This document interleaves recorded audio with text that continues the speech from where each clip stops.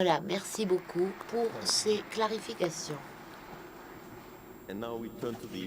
À présent, nous passons à la vice-ministre des Affaires étrangères du Mexique, Madame Lourdes Aranda. Nous avons bientôt le prochain sommet du G20 et nous aimerions également connaître votre point de vue sur le G20 et sur les commentaires que vous inspire l'intervention de Monsieur Sakong.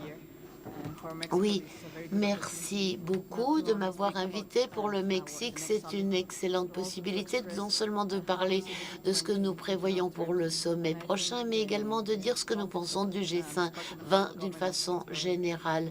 Et au niveau de la question de la gouvernance mondiale, c'est tout à fait important. Il est important de voir comment s'articulent le G8, le G20 et le monde en général. La proposition qui a été faite me paraît tout à fait intéressante et je vais rapporter cela à mon gouvernement comme feedback pour notre présidence. Monsieur Il Sakong a clairement dit que le G20 n'est pas une organisation, ça n'est pas un sommet, mais c'est un mécanisme ou un processus. Donc, c'est une coopération permanente qui est en évolution permanente également. Le G20 est quelque chose qui est en construction. Le G20, ça n'est pas quelque chose qui est statique. C'est quelque chose de jeune, une façon assez récente d'organiser les dirigeants de ce monde. Et je pense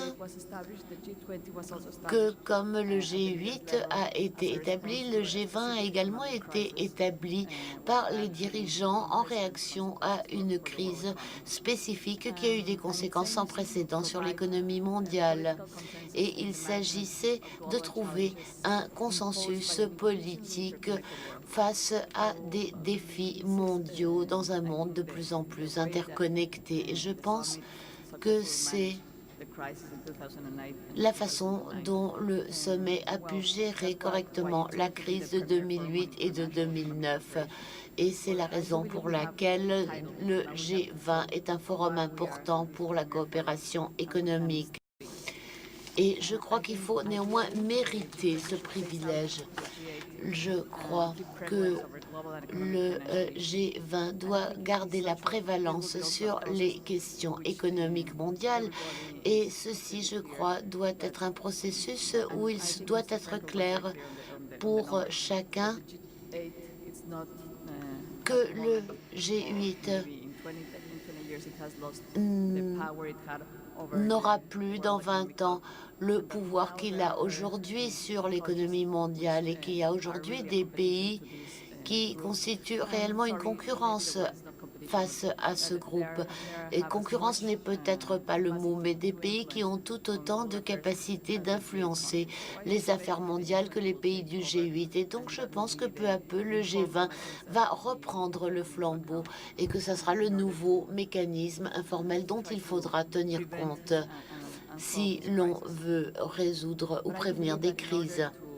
Mais je pense que pour préserver l'importance et la crédibilité du G20, le G20 doit tirer les leçons des pratiques et des erreurs du G8 par le passé.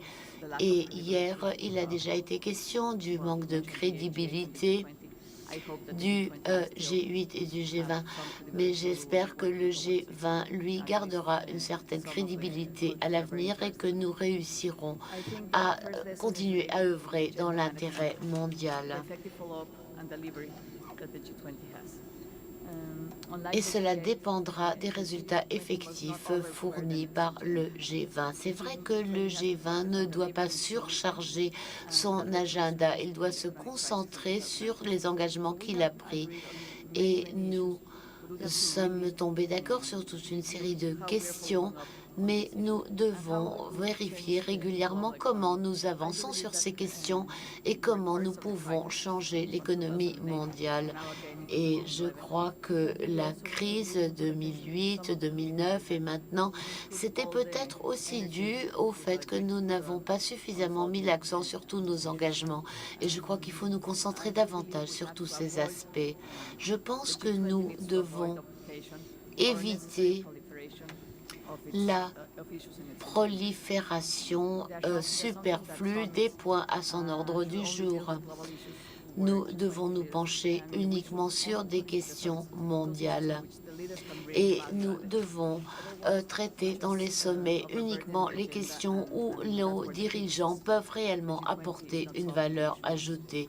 Sinon, on dira que le G20 ne résout rien du tout et que ce n'est pas utile. Je pense qu'il est faux de penser qu'un sommet d'une journée avec des débats va résoudre tous les problèmes. Ça n'est pas le cas. Le sommet du G20 peut nous donner des lignes directrices sur la base desquelles on peut travailler tout au long de l'année. Et notre collaboration avec le FMI est important. L'établissement de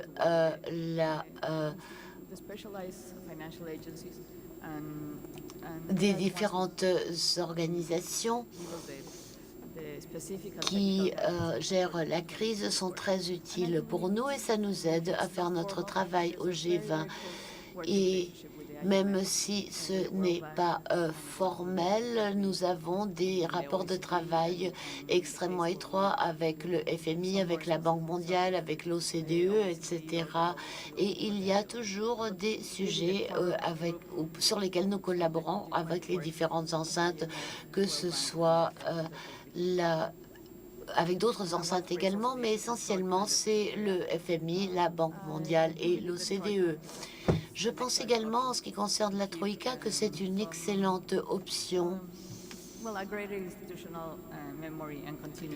Ça permet de conserver une certaine continuité dans l'organisation. Mais jusqu'à présent, il faut bien accepter que la Troïka n'a pas fonctionné comme nous l'aurions souhaité. Mais nous espérons que maintenant, entre la France, le Mexique et la Russie, nous pourrons avoir une bonne collaboration. Et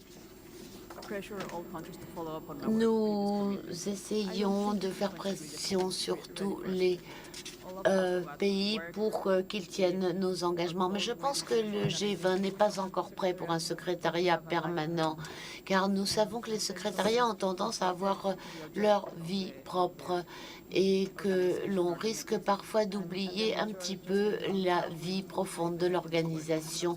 On se concentre davantage sur le fonctionnement du mécanisme et moins sur les objectifs. Et donc, la préférence du Mexique c'est de maintenir la Troïka avec la coopération d'autres pays également. Et notamment les commentaires et les contributions de pays qui ont déjà tenu des sommets tels que Londres, tels que l'Australie. C'est également quelque chose qui est très utile. Je crois que la deuxième leçon associée à l'ancien fonctionnement du G8, c'est l'outreach, c'est-à-dire la prospection, le travail vers l'extérieur. Nous pensons qu'il est nécessaire de redoubler les efforts que nous faisons envers les groupes importants pour nous à l'extérieur. Nous devons avoir des réunions avec des think tanks, avec des institutions universitaires, avec des ONG, d'autres enceintes internationales, et pas seulement au niveau de la présidence, mais tous les membres du G20 peuvent ajouter à la transparence de nos méthodes de travail et de nos discussions, et cela peut être extrêmement précieux pour le G20, et le Mexique va faire des efforts dans ce sens. J'aimerais également rapidement évoquer la présidence mexicaine et j'espère qu'ensuite, dans la session questions-réponses, je pourrai peut-être approfondir les points qui vous intéressent et les priorités du Mexique. Je voudrais pour l'instant souligner qu'après la Corée est la première économie émergente qui suit le G20.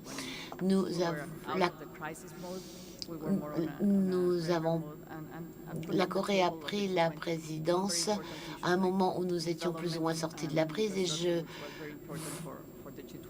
et à une époque où nous avions des questions de stabilité, de consolidation très importantes. Et le Mexique, maintenant, va assumer la présidence du G20.